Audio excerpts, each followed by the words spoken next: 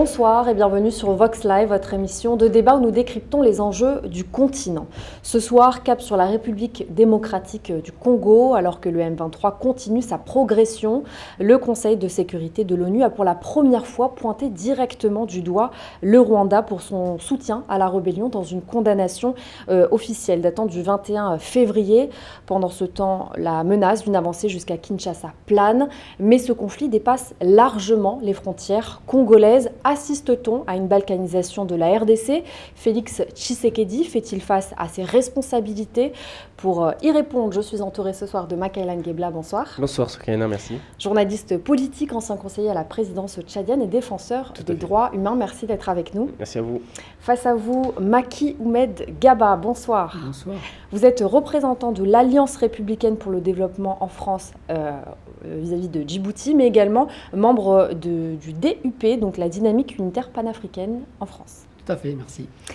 À vos côtés, ce soir, nous recevons Patrick Mbamou. Bonsoir. Bonsoir. Vous êtes secrétaire exécutif de l'ESID France Lakouma. l'ESID France, en sigle, Engagement pour la citoyenneté et le développement. Merci d'être avec nous. Et face à vous, Frédéric Tchoungui, ravi de vous recevoir sur le plateau. Vous êtes analyste politique et vous allez nous aider à y voir un peu plus clair ce soir dans ce débat. On va peut-être, avant de rentrer dans le vif du sujet, revenir sur les dernières actualités. Donc on parlait il y a peu de la prise de Goma, mais dernièrement, c'est finalement Bukavu, la capitale du Sud Kivu, qui est tombée presque sans résistance finalement dans les mains du M23. C'était le 16 février dernier. Face au M23, une armée congolaise en déroute. Justement, je me tourne vers vous, Patrick Mbamou. Vous êtes sur le plateau et vous représentez justement cette opposition congolaise. Comment est-ce que vous analysez la gestion du président Félix Tshisekedi face à cette menace qui se poursuit ? Je voudrais dire que, d'abord, merci pour la question. Je voudrais dire que Félix Tshisekedi est venu par la tricherie en 2018. Et en 2019, c'est lui qui avait gagné les élections, tout le monde le sait. C'est Martin Fayulu. C'était la première fois depuis 1960 qu'un leader de l'opposition gagne les élections à plus de 62%. Et on avait vu la scène qui s'était passée à cette époque-là.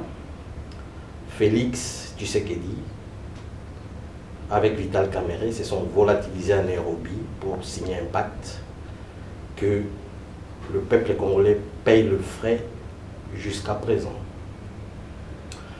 Mais en 2019, au mois de novembre 2019, Martin Fayulu avait fait une proposition de sortie des crises en disant qu'il faut qu'on se mette autour d'une table pour que le pays ne se volatilise pas.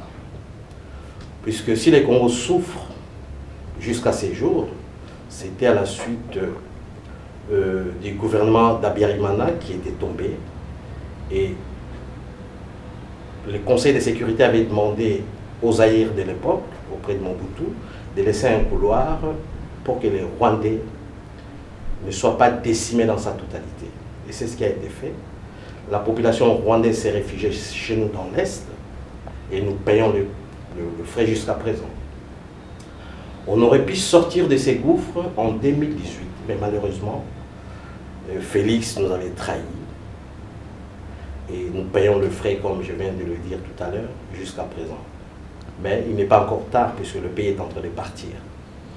Et maintenant, il est temps que le peuple congolais, avec ses leaders, se mette autour d'une table pour que nous retrouvons la souveraineté et l'intégrité du pays, en fait. Et l'armée est tombée, Goma est tombée, Bukavu est tombée, et c'est suite à cette armée qui n'est plus organisée.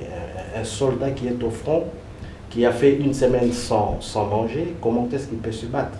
Un soldat au front sans munitions, comment est-ce qu'il se bat? Voilà le résultat. On va essayer justement de comprendre le rôle de Félix Tshisekedi. On l'a évoqué peut-être juste avant un point sur la situation humanitaire. On l'a dit, Goma d'abord, Bukavu maintenant. Qu'est-ce que ça traduit de la situation, Frédéric Tchoungui? D'abord, il faut noter que c'est d'abord une situation humanitaire qui est très compliqué, dans le sens où nous le voyons, même si, in fine, comme vous l'avez évoqué, il n'y a pas réellement de combat, il n'y a pas réellement d'opposition au niveau des forces armées congolaises, suite sans doute à une forme de désorganisation. On voit que le M23 commence à administrer, en réalité, dans plusieurs articles, c'est mentionné qu'il commence à administrer ces régions. Ils ont totalement pris possession de ces régions. Donc, on parle d'administration parallèle presque. Tout à fait, mais donc d'un point de vue, on voit qu'il y a des déplacés, mais aussi, lorsque vous regardez les dernières informations que l'on a, les villes commencent à fonctionner, et maintenant sous l'administration du M23. Donc de ce point de vue-là, on va dire qu'il n'y a plus réellement de combat, en tout cas dans les grandes villes majeures. Bien sûr qu'il y a une certaine opposition, mais la vie recommence à prendre son cours sous la bannière, malheureusement, rwandaise d'une certaine manière. Cette progression, est-ce qu'elle marque un point de non-retour? Est-ce qu'on atteint un niveau jamais vu, justement, l'avancée, Goma, Bukavu? Merci, Magali Soukaina, Leblanc. merci. Monsieur, il a tout dit, hein, il a fait une analyse approfondie du contexte politique congolais, contexte lié effectivement aux contradictions internes liées notamment à ces élections qu'il a décrites en 2018 où M. Félix Tshisekedi avait remporté au détriment de M. Fayulu. Et tout le monde s'attendait, pour nous qui sommes observateurs pointus de la scène politique africaine en général, et mais surtout congolaise en particulier, la victoire de Fayulu a été volée. Et donc aujourd'hui, on assiste effectivement à la continuité de ces contradictions politiques liées à ces contentieux électoraux qui a suscité, comme il a su le dire, l'émergence sur la scène des M23. Aujourd'hui, M23 ambitionne non seulement de contester le pouvoir en place, mais aussi de remporter, effectivement, de prendre le pouvoir en RD Congo. Et donc, du coup, cette progression est liée à une motivation politique, née effectivement à ces contentieux électoraux successifs, de l'élection de 2018 et effectivement de la dernière élection où M. Félix Tshisekedi est aujourd'hui mis en doute par une partie importante de l'opposition démocratique congolaise. Et donc, cette marche vers ces villes qui tombent face à une armée qui n'existe pas, l'armée congolaise, qui est complètement défaite, interpelle sincèrement, comme vous l'avez dit dans votre introduction, la communauté internationale dans sa marche composition,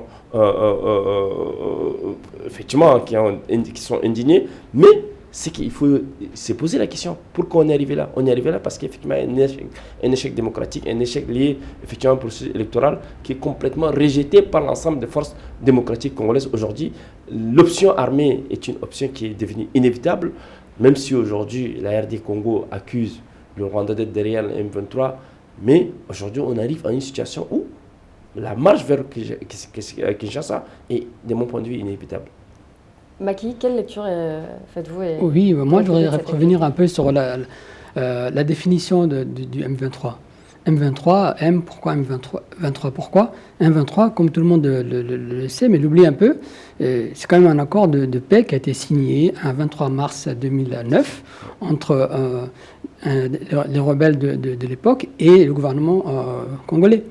Et dans cet accord-là, il y avait les prisonniers politiques, certes, mais il y avait aussi un point très important, inséré dans l'armée congolaise, dans les RDC, les combattants, les rebelles du mouvement de l'époque étaient le Front pour la démocratie, FDLC, Front pour la démocratie. Ce point-là, visiblement, il n'a pas été satisfaisant du point de vue de ce front-là, et qui sont des Congolais, de Tutsi, de langue, mais quand même qui sont des Congolais et qui avaient une demande d'être mieux intégrés dans le système congolais général et qui étaient, de leur point de vue, trop vus en tant que proches parents ou proches du Rwanda, ce qu'ils contestaient. Alors, est-ce qu'ils se comportaient complètement comme proches du Rwanda, ou bien est-ce que la part légitime de leur revendication d'être intégrés dans l'armée congolaise n'a pas été satisfaite? Il faut voir. Donc, est-ce que, d'autre part, Tshisekedi, le président actuel, veut se désolidariser des accords de 2009? Il n'a pas dit de cette façon, mais ça ressemble un peu à cela. Ce n'était pas lui qui était président en 2009. Néanmoins, quand même un accord qui engage la République démocratique du Congo de 2009 n'a peut-être pas été suffisamment appliqué pour intégrer ces Congolais du Kivu dans l'armée congolaise. Je pense que c'est les conséquences de l'exclusion, les conséquences de l'exclusion successive.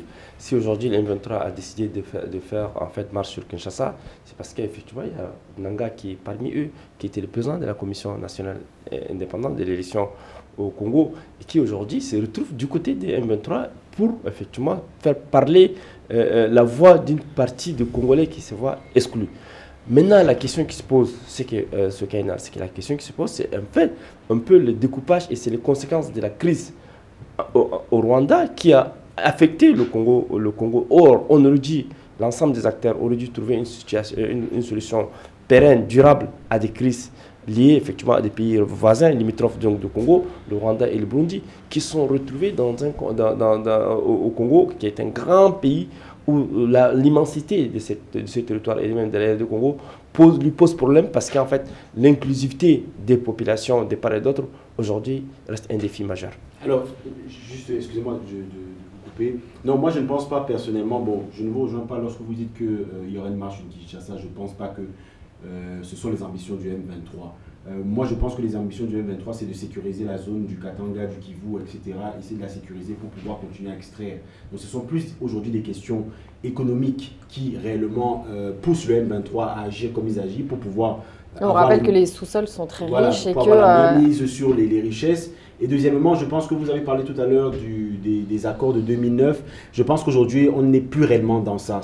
On a déjà dépassé les questions qui en réalité étaient des prétextes de base pour pouvoir mener une guerre au Congo. Parce que vous le savez, au moment où il y a eu la chute du président Mobutu, il y a eu donc l'entrée, il y a eu donc la guerre qui a été menée par M. Kabila, mais qui était sous couvert des Rwandais et des Ougandais. Donc ça, c'était le passé. Mais aujourd'hui, on n'est plus du tout dans ces questions-là. On est réellement dans des questions d'accaparement des richesses par le Rwanda sur la RDC.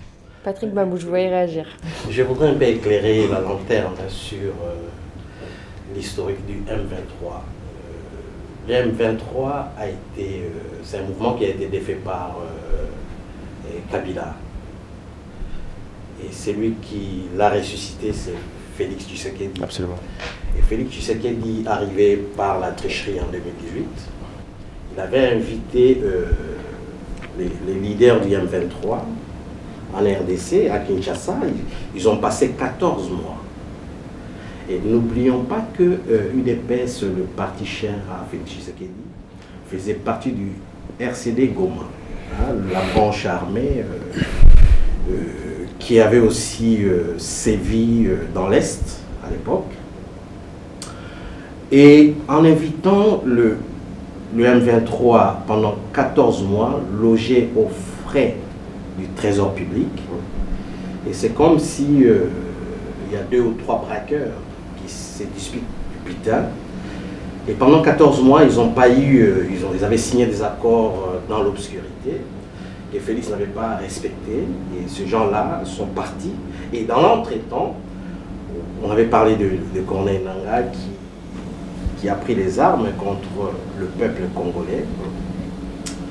Et ce monsieur fut le président de la CENI, qui avait cautionné la nomination de Félix Tshisekedi, moyennant des carrés miniers. On lui avait octroyé ces carrés miniers, mais du jour au lendemain, la famille de Tshisekedi a voulu aussi mettre la main dans le miel. Donc on ne peut pas dissocier finalement, voilà. C'est ce que vous dites, on ne peut pas dissocier ces accords aux conséquences qu'on lit aujourd'hui politiquement. Voilà.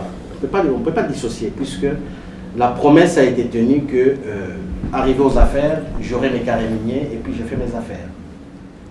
Et l'autre n'a pas respecté les deals. Il s'est senti blessé, il est parti maintenant faire la rébellion. Est-ce que ce monsieur, en venant avec les armes, parce que son butin a été ravi par ces braqueurs, est-ce que ce monsieur va faire retrouver la paix en RDC? En tant que Congolais, je ne crois pas. Aujourd'hui, il est reproché justement à Félix Tshisekedi d'appliquer la politique de l'autruche, et c'est ce que vous semblez dire. Je vous voyais hocher la tête sur le plateau chacun. Je voudrais avoir vos positions justement sur la politique de Félix Tshisekedi. Makaïla, peut-être? Je pense que Félix Tshisekedi, je n'apprécie pas sa politique intérieure vis-à-vis des Congolais, parce que moi, j'ai suivi de bout en bout son départ depuis Bruxelles jusqu'à son arrivée, soutenu un peu par une partie de la communauté internationale, alors que nous, notre souhait depuis toujours, c'est qu'il y ait une élection libre et transparente. Et lui, qui était le fils, effectivement, d'Etienne Tshisekedi, pour nous, il aurait dû quand même ressembler à son papa qui a mené un combat démocratique pour arriver au pouvoir. Et monsieur évoqué, effectivement, il est arrivé par tricherie. Et donc pour nous, le fait qu'il soit arrivé par tricherie et contre la volonté du peuple congolais, et aujourd'hui, au regard des actes du conflit auquel nous assistons et auquel nous débattons aujourd'hui sur ce plateau, montre effectivement que monsieur Félix Tshisekedi n'a pas voulu tendre la main de manière sincère à l'ensemble de l'opposition, et ce qui est à l'origine effectivement de frustrations globales dans la classe politique congolaise. À cela s'ajoute effectivement le Congo est aussi victime effectivement de ses ressources naturelles. Il ne faut pas l'oublier. Et donc ces ressources naturelles, tout le monde l'a décrit ici, ces ressources naturelles qui sont convoitisées par l'ensemble des acteurs, autant des puissances étrangères que des acteurs régionaux et internationaux, montrent à suffisance que ces conflits prennent une dimension de plus en plus inquiétante, d'où le conflit auquel nous sommes en train d'assister depuis un certain temps. Donc moi je pense que Félix Tshisekedi doit aujourd'hui tendre la main. Il a reconnu lors d'une déclaration qu'il reconnaît qu'il est à l'origine effectivement de frustration dont sont victimes une partie des Congolais. Et donc dans ces cas de figure, il faut immédiatement imaginer une sortie de crise qui peut passer par un dialogue. Maki. Oui, moi je voulais un peu revenir, certes il y a la dimension économique, mais il y a une dimension strictement politique et qui englobe plusieurs pays finalement, notamment au moins le Rwanda, le Burundi, l'Ouganda et la RDC. Il existe dans le sud, dans l'est de la RDC, autour du Kivu, dans le Kivu, des forces. Donc CNDP, tout à l'heure je disais, devenu M23, mais aussi FDLR, qui sont un mouvement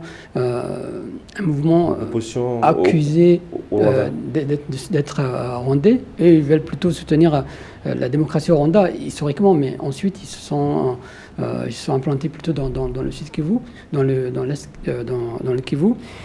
Ces éléments-là, moi, me laisse penser qu'il faudrait que vraiment ni le Rwanda ni le Congo, RD Congo ne boycottent l'éventuelle rencontre, puisque c'est de là que sortira une paix. Les forces en présence sont telles que la guerre risque de ne pas se terminer, et surtout, ça va impacter un peu toute la région centre-africaine, puisque le Congo, c'est le principal pays du centre de l'Afrique, qui a un impact sur l'ensemble des 9 pays frontaliers, mais pas seulement. Et aussi la circulation entre le nord et le sud de l'Afrique, autour de cette ligne horizontale, était aussi un enjeu. Et ces différents enjeux nous amènent à demander à ces forces en présence que tout soit discuté et que vraiment les deux pays ne se boycottent pas dans les réunions. Juste un élément, lorsque on dit que M. Tshisekedi fait la politique de l'autruche, c'est-à-dire qu'il ne prend pas la pleine mesure des événements, moi je ne suis pas d'accord. Pourquoi? Parce qu'il y a eu une multiplication en réalité des rencontres qui devaient se faire entre Kagame et Tshisekedi. Soit c'était l'un qui boycottait, soit c'était l'autre. Donc moi je pense personnellement qu'il a pris les problèmes à bas le corps, parce qu'il les a quand même nommés directement, les Rwandais qui faisaient des exactions. On voit qu'il y a une réelle communication même de sa première ministre qui était au Conseil de sécurité de l'ONU, ou ministre de l'étranger, ou Premier ministre, peu importe, qui était au Conseil de sécurité de l'ONU pour dénoncer les exactions du Rwanda. Donc moi je vois qu'il y a réellement quand même une prise en compte. Je ne suis pas pro Tshisekedi, je ne suis pas contre, je dis simplement qu'il y a une prise en compte. Maintenant au niveau international, parce qu'il y a aussi cette dimension-là qui est très importante à prendre en compte. Jusqu'à très récemment, la communauté internationale avait du mal à nommer le Rwanda, ainsi que l'Union africaine aussi. Voilà, ils étaient très hésitantes à sanctionner le Rwanda. Ce n'est que très récemment qu'il y a eu ici à l'Union européenne un conseil des ministres des Affaires étrangères qui ont décidé d'une première sanction. D'abord, la première sanction, qu'est-ce qu'elle dit? Elle dit que les accords militaires entre l'Union européenne et le Rwanda cessent. Pour le deuxième accord qui devait être signé, le Luxembourg a bloqué. Pourquoi? Parce que le Luxembourg dit qu'ils veulent donner une possibilité aux Rwandais et aux Congolais de s'asseoir ensemble et de pouvoir décider des choses avant de sanctionner le Rwanda. Donc c'est pour ça que, juste pour revenir sur votre question, moi j'ai l'impression quand même que M. Tshisekedi a pris le problème à bras le corps. Maintenant, peut-être que dans les attributs, la manière dont il a mené les choses, c'était peut-être maladroit, peut-être qu'il n'avait pas la pleine mesure ou mis efficacement des forces armées pour pouvoir gérer le problème. Mais au moins au niveau international, la perception que nous avons, c'est qu'il a nommé le problème tel qu'il était. Et juste pour terminer, l'Union africaine, il faut aussi en parler. Elle n'a pas fait son travail. Elle a du mal à faire son travail. Et on voit les autres grandes organisations internationales qui arrivent à parler du problème du Rwanda et du Congo, mais l'Union africaine n'y arrive pas. Pour quelle raison? On va parler justement de cette Union africaine en deuxième partie à bout de souffle. Je vous voyais réagir, Patrick Mbamou. Moi, je ne suis pas du tout d'accord avec ce que vous venez de dire là. Le Rwanda et la RDC, ils n'ont pas une relation d'amour en fait, fraternelle. Comment se fait-il que la frontière qui sépare le Rwanda et la RDC était tout le temps ouverte depuis tout ce temps-là? Il était où Tshisekedi? Comment se fait-il que les ambassades travaillaient en mutualisant leurs contacts? Quand un pays est agressé, la première des choses, on fait quoi? On ferme les frontières en fait. Et on rapatrie son ambassadeur en consultation. Et jusqu'à présent, les deux ambassades fonctionnent. Et les transactions douanières fonctionnent dans la règle de l'art. Et pour moi, Félix et Kagame ne se sont pas séparés jusqu'à présent. La première des choses qu'il aurait fait, fermer nos frontières. Et s'il avait fermé les frontières à l'époque, je pense qu'on n'aurait pas perdu plus de 5000 morts. Pourtant, son ambition, je reprends une déclaration qu'il a faite en 2019, c'était à l'occasion de l'Africa CEO Forum, où il déclarait justement à l'égard de Paul Kagame, notre ambition est de construire des ponts entre nous, pas des murs. 2019-2025, qu'est-ce qui a changé entre-temps? Pourquoi cette relation est arrivée à un point de non-retour? Son adage, faire un pont, pas des murs, c'est pour faire passer des minéraux en fait. Aujourd'hui, le Rwanda est le premier producteur mondial du coltan. Le Rwanda n'a pas un caillou de coltan dans son sous-sol. Et le Rwanda aujourd'hui est parmi les grands producteurs mondiaux de l'or. Et cet or-là provient du Grand Kivu. Le Grand Kivu, c'est la RDC. Et il est en train de construire, je ne sais pas s'il a terminé son hub à Kigali, qui va recevoir des gros avions. Mais où est-ce que le Rwanda a eu toutes ces mannes? Juste pour rebondir, excusez-moi de vous couper, la difficulté que je comprends tout à fait ce que vous dites et je partage une partie, mais la difficulté qu'il y a dans ce conflit, c'est que ce conflit n'a pas commencé avec M. Félix Tshisekedi. Mais quand on est président de la République, on va gérer les actifs et le passif. Il ne faut pas à chaque fois revenir en arrière, parler du passé de Kabila. Kabila est parti. Et à quoi bon d'être président de la République? Non, je comprends tout à fait, mais vous savez, ce sont des guerres ethniques en réalité à la base, dans le sens où lorsqu'il y a eu le génocide du Rwanda, beaucoup de Rwandais qui étaient Tutsis, Hutus, sont venus en RDC pour se réfugier. Et il y a aussi des Tutsis Rwandais, Tutsis Congolais qui sont de part et d'autre de la frontière. Donc c'est très difficile, lorsque vous avez parlé tout à l'heure de sécurisation des frontières, c'est difficile de sécuriser les frontières. Pourquoi? Parce que le commerce en réalité qui y est fait n'est pas qu'un commerce économique, ce sont aussi des familles qui se trouvent de part et d'autre en réalité des frontières. Donc et aussi la question qu'on doit se poser, est-ce que la RDC a la capacité militaire de pouvoir parce que la frontière de la RDC est très longue et très grande, lorsque vous prenez du nord au sud, est-ce qu'ils ont la capacité aujourd'hui, concrètement, est-ce qu'il y a eu des réformes, ça c'est imputable à M. Tshisekedi, effectivement, je vous l'accorde, est-ce qu'il y a eu des réformes qui ont été nécessaires pour pouvoir doter l'armée d'une capacité à pouvoir sécuriser ses frontières au niveau du Rwanda, au niveau de l'Ouganda? Ça, c'est la question. Je voudrais vous dire ceci. Félix a ramené la corruption.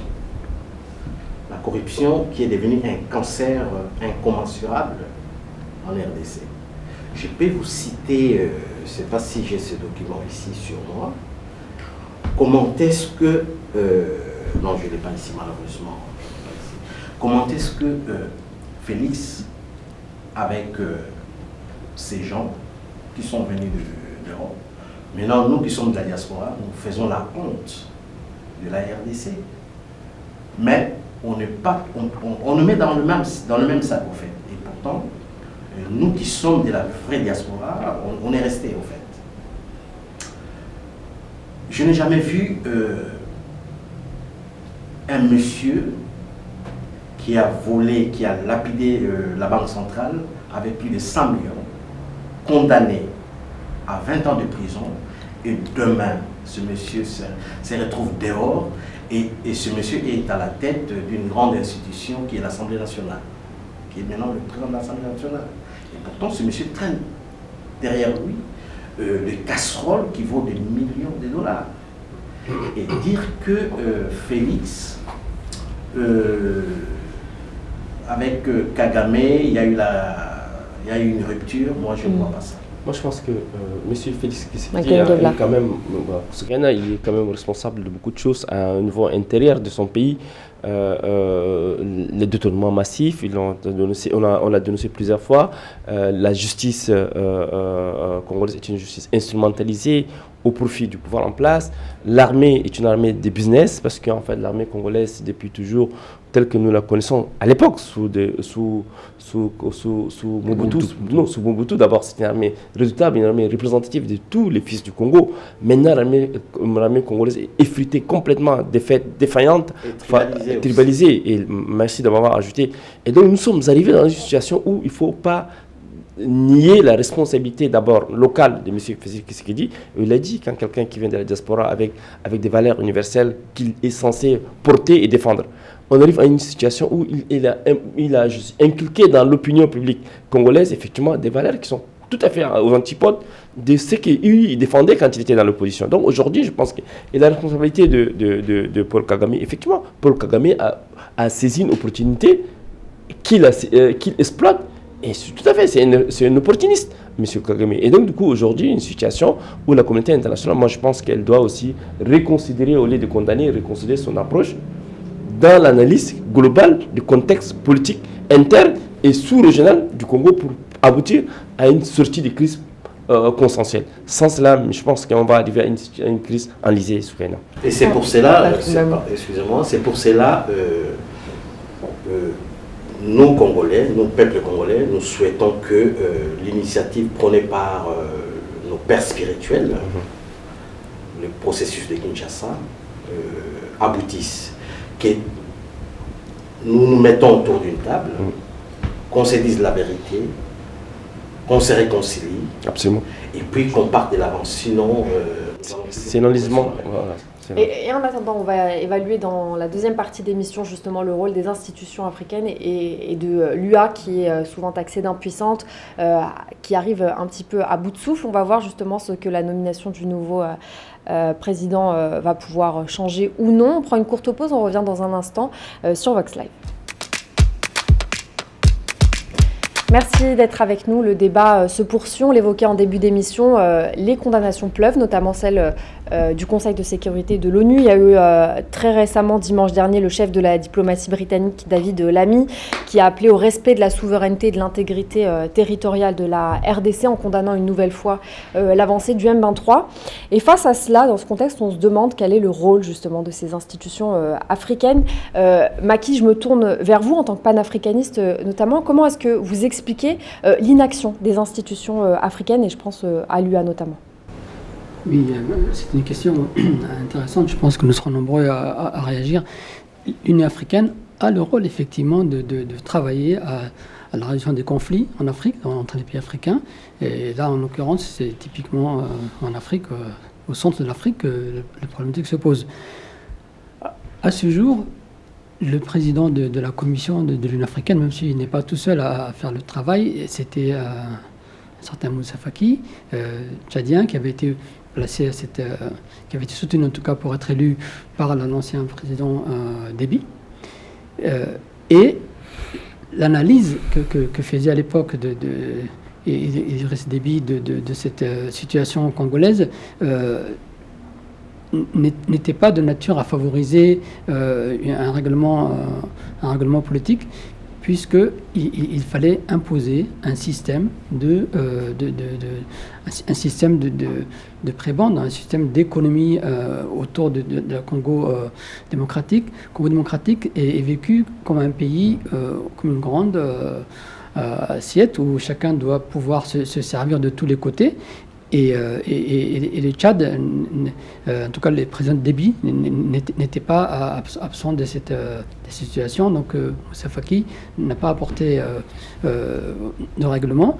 Aujourd'hui, depuis donc, le 15 février, comme vous le savez, le nouveau président de l'Union africaine, Mahmoud Ali Youssouf, ancien ministre des Affaires étrangères de Djibouti, pareil, il risque nous verrons, il vient juste de commencer son mandat, enfin il commencera son mandat encore en mars seulement, mais nous verrons ce qui va se passer. Mais a priori, lui aussi, il a un parcours d'enfant de la dictature. Il a été soutenu et positionné par Ismaël Omar Guelleh, le président de Djibouti, qui prépare son 6e mandat pour 2026, excusez-moi, qui a modifié la Constitution pour pouvoir se renouveler autant au président de Djibouti.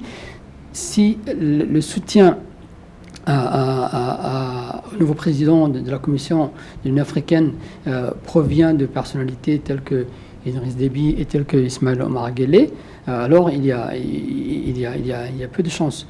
Et tout reste peut-être possible, puisqu'il ne sera pas seul à gérer le débat, mais il y a peu de chances que le dictateur, né dictateur et poursuivant une politique de dictature, apporte une ouverture sur le Congo, malheureusement. Vous l'avez dit, hein, la RDC a un rôle stratégique géographiquement, mais économiquement également sur le continent. On peut se demander est-ce qu'il y a un abandon justement stratégique de la RDC vis-à-vis des institutions africaines? Alors le problème des institutions africaines, c'est que, enfin, l'un des problèmes, parce qu'il y en a beaucoup que rencontre l'Union africaine, c'est son manque de leadership d'abord sur les questions de conflit sur le continent africain. Pourquoi? Parce qu'on se rend compte que, et il faut le dire, dans le conflit qui oppose le Congo au Rwanda, déjà, et ça c'est important, l'Union africaine a eu du mal, ne l'a toujours pas fait en réalité, n'a toujours pas nommé le Rwanda comme étant responsable, comme soutenant le M23. Donc ça démontre déjà une entité moribonde qui n'est pas capable de prendre en compte et de nommer les problèmes qui sont sur le continent africain. Deuxièmement, nous sommes dans un monde qui se bilatéralise, c'est-à-dire que les organisations internationales, en réalité, ne pèsent plus. L'Union africaine n'a jamais pesé, mais on se rend compte que, par exemple, les résolutions qui sont prises à l'ONU, les Américains passent outre, les résolutions qui sont prises dans ces grandes institutions, en réalité, ne pèsent plus sur les décisions qui seront prises et qui seront implémentées dans les pays africains. Dans les pays de manière générale et surtout dans les pays africains. Je prends un dernier exemple pour dire que, vous voyez, c'était l'Angola qui a été désigné par l'Union africaine d'une certaine manière pour pouvoir mener les négociations entre le Rwanda et le Congo. Bon, ça n'a pas pu réellement se faire parce que à chaque fois que João Lourenço, le président de l'Angola, a essayé de réunir les deux présidents, ça n'a pas pu se faire. Mais on voit que l'Union africaine aujourd'hui n'est pas écoutée parce que sa politique, premièrement, vous voyez d'abord la déviance qu'il y a eu avec les pays de l'AES qui ont été sanctionnés par l'Union africaine, mais qui en réalité, bon, ça ne change pas grand-chose. C'est une sanction de façade. Mais ceci est pour dénoter que l'Union africaine n'a pas la possibilité aujourd'hui et la capacité, de par la manière dont elle est menée, pour gérer des conflits de l'importance qu'il y a en RD Congo. Mais, Patrick Bamou. Parlons-en un peu de l'Union africaine. Cet organisme n'a pas aidé la République démocratique du Congo. revenons-en en 2018. Paul Kagame était le président de l'Union africaine.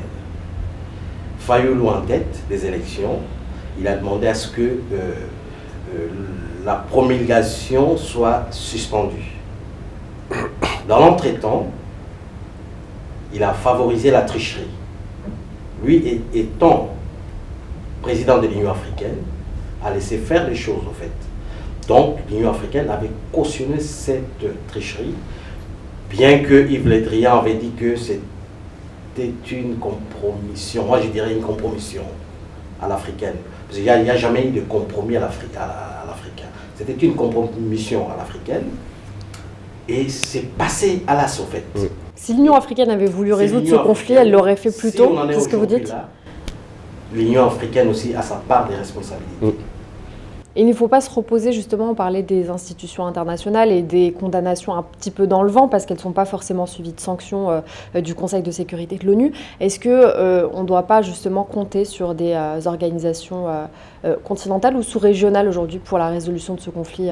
Moi, je pense que la complaisance à laquelle caractérisée effectivement de l'Union africaine vis-à-vis des régimes dont les chefs, les présidents sont élus, mal élus, et qui ont accédé effectivement à la tête de la magistrature suprême, et résulte effectivement de la complaisance exprimée par le président Kagame, comme il l'a dit tout à l'heure, qui en 2018, il était à la tête de cette institution panafricaine. Et les institutions sous-régionales ont aussi montré les limites face à la crise congolaise, parce qu'en fait, que ce soit l'IGAD, que ce soit d'autres structures sous-régionales, n'ont pas fait preuve de fermeté autant contre la RD Congo, tout comme contre le Rwanda. Et donc aujourd'hui, le conflit a pris une intensité telle que le conflit a dépassé effectivement la capacité ou bien la résilience des institutions régionales africaines et panafricaines, afin de donc aujourd'hui il y a une ingérence telle qu'exprimée tout à l'heure par l'Union africaine, par l'Union européenne, par le Conseil de sécurité de l'ONU, qui condamne effectivement le Rwanda pour ingérence et agressivité vis-à-vis du Congo. Parce que en fait, les institutions régionales et continentales n'ont pas eu la capacité et le courage et l'audace de condamner avec fermeté effectivement la montée en puissance du M23 et également la prise du pouvoir de manière illégale au Congo. Et donc moi je pense que nous sommes obligés de renvoyer deux ados, l'Union africaine, renvoyer deux ados Kagame et Félix Tshisekedi, qui eux-mêmes sont à l'origine effectivement de ce conflit qui a pris une dimension effectivement intenable, et si je peux me permettre de le dire. Donc nous pensons que l'Union africaine, les institutions sous-régionales et continentales ne sont pas celles qui reflètent la volonté réelle de nos populations. Macky ? Oui, effectivement, je reviens sur ce que disait monsieur le représentant de l'opposition congolaise. Effectivement, le Rwanda était comme président Paul Kagame, qui était un peu jugé parti en 2018 pour trouver une solution. Mais au-delà de cette personnalité, je pense que l'Union africaine ne fait pas suffisamment appel aux organisations des ONG africaines dans le monde, qui sont nombreuses à avoir planché, travaillé, réfléchi sur la question du Congo. Le Congo, et comme le Soudan d'ailleurs, ils sont vus comme les principaux pays pour l'Afrique de demain, et avec le Nigeria notamment. Ces ONG, ces think tanks africains, dont notamment l'organisation que je représente ici, donc la Dynamique unitaire panafricaine, entre autres, mais il en existe des centaines d'autres, pourraient être des intermédiaires non seulement neutres, puisqu'ils n'ont pas d'autorité politique, mais aussi de la diaspora qui ont planché énormément sur ces questions de la paix et de la sécurité, et aussi du développement économique en Afrique, qui pourraient être des partenaires intermédiaires intéressants. Je partage ton analyse, c'est que l'Union africaine est un club fermé, c'est un syndicat de chefs d'État qui mutualise ses efforts au détriment des populations et donc au détriment de la démocratie, et donc ça remet en cause toute velléité ou toute tentative d'accéder au pouvoir par les voies des urnes. Donc, par ailleurs, il y a eu des voix, on parle de l'Union africaine en un bloc qui n'a pas vraiment agi. Il y a eu des initiatives personnelles comme l'Afrique du Sud qui a envoyé notamment des hommes sur le territoire. Et très récemment, c'était le 24 février, et le président de la République du Congo, donc Denis Sassou Nguesso, qui a parlé d'une même voix avec Donald Trump, et qui a affiché sa volonté d'unir leur voix, leurs efforts dans le cadre de la recherche de solutions à la crise en RDC. Qu'est-ce que ça traduit? En fait, le gros problème d'abord qui se pose avec nos organisations régionales, c'est la difficulté qu'elles ont à intégrer les peuples. C'est ça le gros souci. Lorsque vous regardez par exemple, pour prendre un exemple, la CEDEAO qui est en train de se morceler et qui a l'AES qui émerge, c'est pourquoi? C'est parce qu'il y a une intégration régionale qui est compliquée à mettre en place. L'intégration régionale, ce n'est pas simplement partager la même monnaie, c'est aussi faciliter le mouvement des populations, créer une réelle appartenance régionale.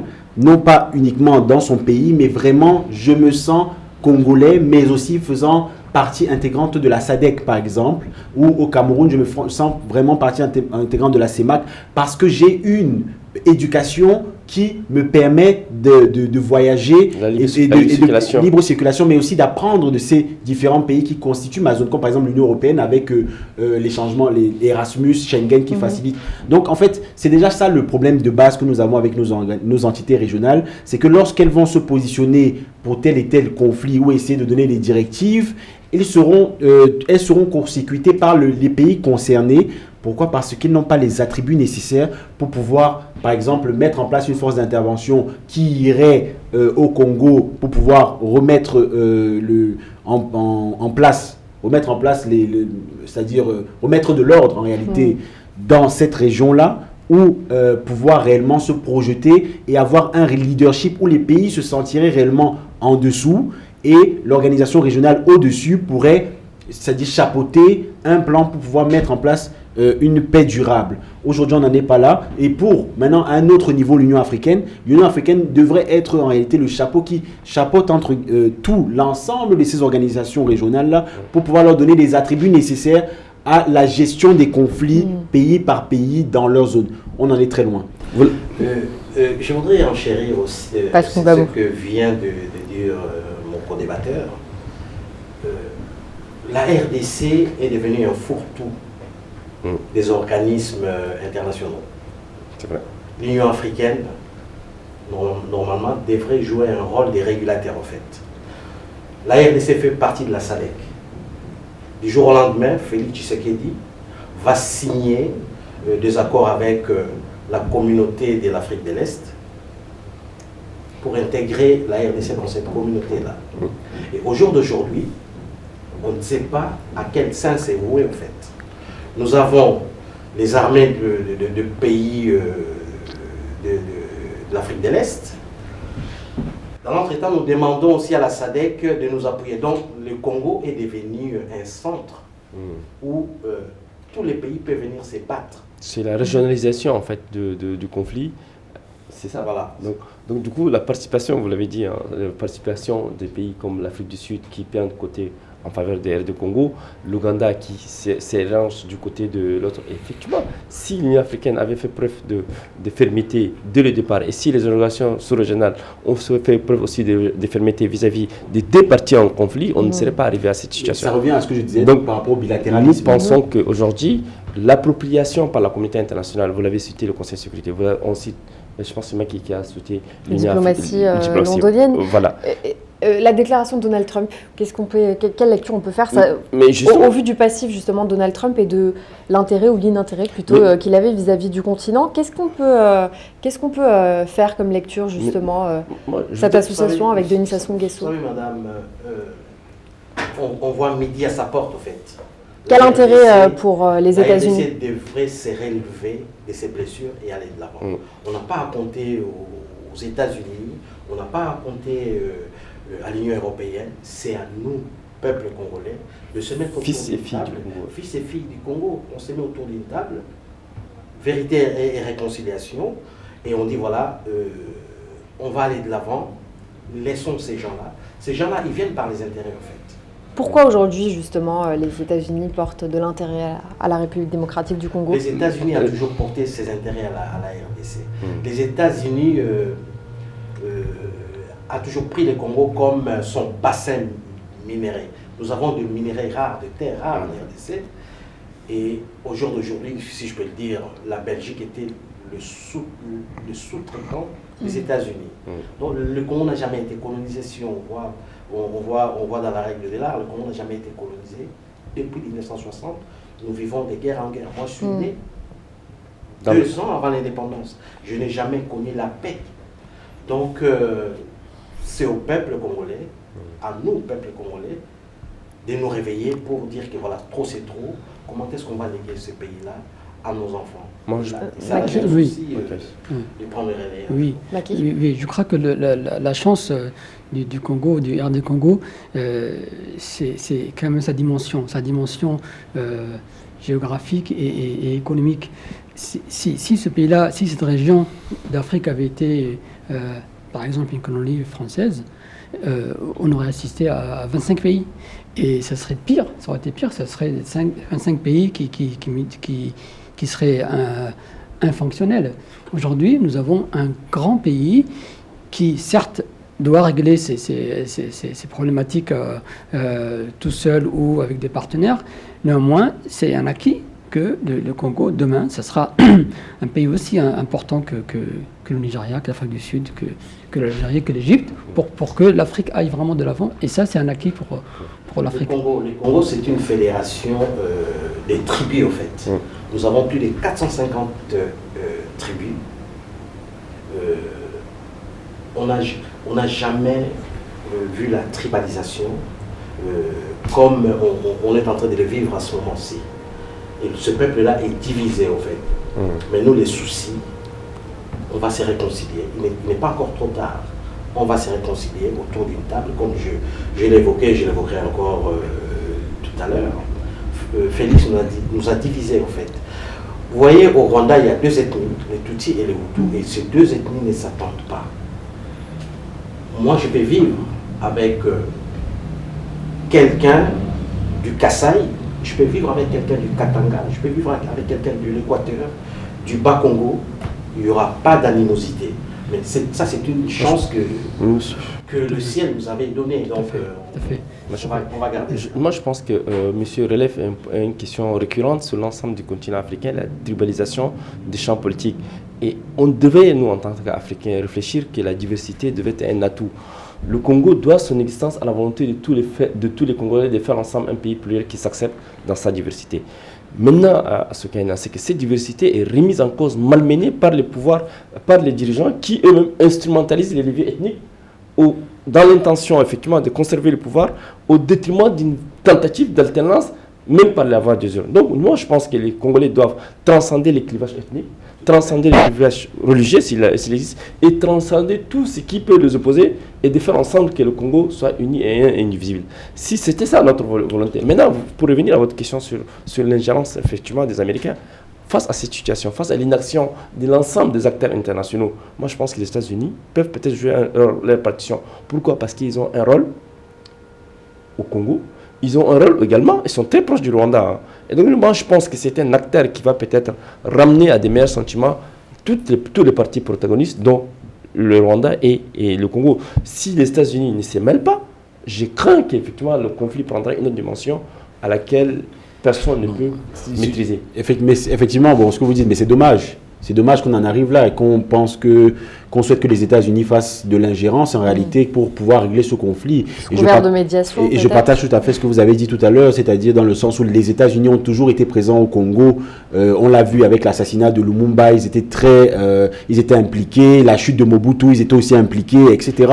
Donc en réalité, si jamais les États-Unis viennent pour pouvoir remettre de l'ordre dans cette région, ils vont venir en défendant leurs intérêts, parce qu'ils sont là pour leurs intérêts. C'est une puissance expansionniste. Au détriment des peuples. Ils n'en ont rien à faire des peuples sur place. Ce qui les intéresse, ce sont leurs multinationales. Comment ils vont pouvoir pomper les ressources du Congo en sécurisant la zone. Mais on n'est pas dans une démarche, on ne sera pas dans une démarche pour arranger le peuple congolais de sortie de crise totale. Tant que les fils et les filles, comme vous l'avez dit, du Congo ne pourront pas se réunir pour trouver une solution, avec le Rwanda malheureusement. Aujourd'hui, toute dernière, vous vouliez rajouter, on arrive bientôt au terme de l'émission, je laisse... Mais justement, notre souhait le plus ardent, c'est de voir les fils et filles du Congo se retrouver autour d'une table de négociation pour dégager effectivement une position commune. Mais face à l'impasse à laquelle, ou bien à l'impasse à laquelle l'ensemble des acteurs congolais n'arrivent pas à trouver une convergence de point de vue, si je me permets de dire, on est arrivé effectivement à tendre la main à une ingérence internationale. L'ingérence internationale, il faut absolument que la proposition de sortie de crise vienne de cette plateforme de l'opposition congolaise elle-même, qui propose une sortie plus consensuelle à tous les acteurs opposés, que ce soit sur le plan armé ou bien sur le plan politique. Je vous laisse chacun peut-être conclure. On arrive vraiment à la fin de l'émission. Un mot peut-être. Un mot à notre camarade. Sachez que toute l'Afrique vous regarde, plus qu'on regarde d'autres pays. Alors soyez à la hauteur de nos espoirs. Non, tout simplement, nous avons besoin d'un leadership. Moi, j'en appelle encore à l'Union africaine qu'elle prenne ses responsabilités afin qu'on ne soit plus obligé de passer par des acteurs extérieurs au continent pour pouvoir régler nos conflits, parce qu'en réalité, ils ne règlent rien. Ils viennent juste pour avoir la main mise sur nos ressources et ne sont pas dans une démarche constructive. Alors moi, je voudrais dire ceci. Merci. Je voudrais dire ceci. Quand le monde avait besoin du Congo, les Congos étaient présents, mais le peuple congolais était absent. Souvenons-nous, en 1914, pendant la Première Guerre mondiale, le char des combats était entraîné par des chaînes. Il a fallu innover, et ça soit que le char des combats soit fonctionnel par le pneumatique. Le roi de Belge a été chargé par les États-Unis de créer l'industrie de pneus. Et la sève de l'EVA, qui avait fait développer cette industrie-là, venait du Congo, belge à l'époque. Et quand nos ancêtres ramenaient un seau d'EVA, la sève d'EVA, on lui amputait d'un bras. Donc il a fallu ramener 2 seaux. Et on le faisait traîner dans tout le village. Pendant la Deuxième Guerre mondiale, le monde avait besoin du Congo, mais les Congolais étaient absents. La bombe d'Hiroshima, la bombe atomique qui avait fait arrêter, qui avait fait stomper la Deuxième Guerre mondiale, ces minéraux-là venaient du Congo. Donc le monde avait besoin du Congo, mais les Congolais étaient absents. Et maintenant, le monde a besoin du Congo avec ces terres rares, le coltan, le cobalt, l'uranium encore, que sais-je encore. Et les Congolais, cette fois-ci, doivent être présents. Nous demandons à nous, Congolais, mettons-nous autour d'une table pour que demain, le Congo se relève de ses blessures. Nous avons 9 frontières. Si le Congo se relève, les 9 pays voisins vont se relever et ça va booster toute l'Afrique. Le message est passé et on continuera à suivre évidemment sur le plateau l'évolution de la situation en RDC. Merci messieurs d'avoir été parmi nous. Ce soir, c'est déjà la fin de cette émission Vox Live. On se retrouve très prochainement pour un prochain numéro.